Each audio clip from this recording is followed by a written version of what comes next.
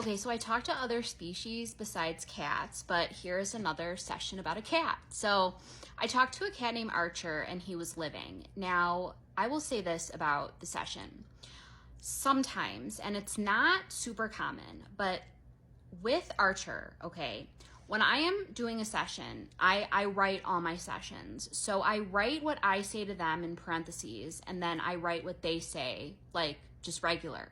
So when I'm asking them a question, I am both asking it in my head and writing it down. Obviously, I can say it in my head faster than I can write it down. Now, Archer was answering the questions before I finished writing them. I was writing so fast. Like, he just kept, like, I told him, I said, can you, like, slow down a minute? Like, he was just, like, so fast. So anyway, so I asked him if there was anything he disliked about his home, and he said the trash can. He said it needs to be moved away, further away from where it is. He told me he likes looking at the stars above his head. And I was like, can you explain this more? Like, what do you mean? And he said, twinkling lights, I like looking at them. And the image he showed me was like a line of lights, like just like a string of lights. So he told me he was not from a breeder. He told me he was his parents' first pet together. He was there before his sister. Now, when people book a session, I give them the opportunity to ask 5 specific questions that they might want me to ask their pet, but I do not look at these until halfway through the session. I don't want to know anything, pretty much. I want to go in blind. Like, I really only know the names of the humans in the house and the names of the animals in the house, and, like, obviously the name of the animal I'm talking to, and if they're living or in spirit, and male or female, and that's it. Like, I don't want to know anything. So about halfway through the session, I went and looked to see if she had questions. And when I'm looking at the questions, I look at them one by one. Like, I don't even want to see the next questions. Like, I just go like one by one. So her first question was, is there anything about the home you dislike? And so I said that. I asked him, even though I had already asked him, and he said, where the trash can is, I told you. So then she wanted to know, is there anything we can do to make your life happier? And he said, a vacation. Let's go on a trip somewhere. Take me on a leash to explore the world.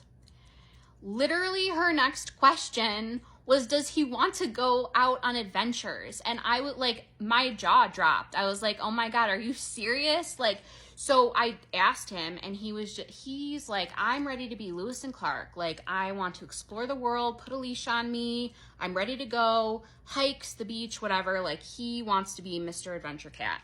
So, he also told me that he was skunked.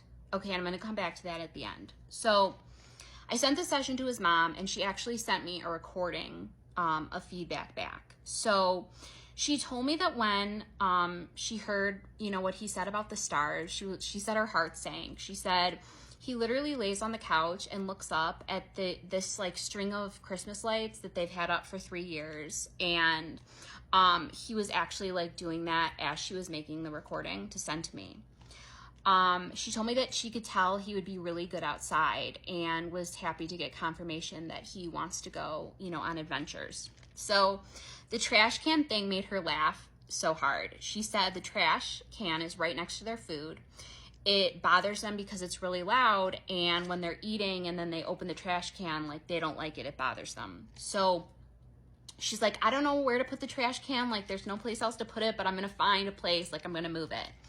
She said he was their first cat together. He came from a trailer park in the hometown, so he wasn't from a breeder. Now, the thing when he said about being skunked, so his mom said what he is referring to is a couple weeks ago, he had to have his anal gland expressed. Now, I don't know if you've experienced that before. If you haven't, consider yourself lucky. I will just say that I would rather be skunked in the face than be anywhere near an animal that's having their anal gland expressed. So she said he totally stunk, like whole back end needed to be washed. So, that is an example of sort of thinking outside the box. you know, when it comes to these sessions, like his mom was able to connect the dots on what that meant. So, this was a cool session. Archer was just very, you know, but yeah, it was fun.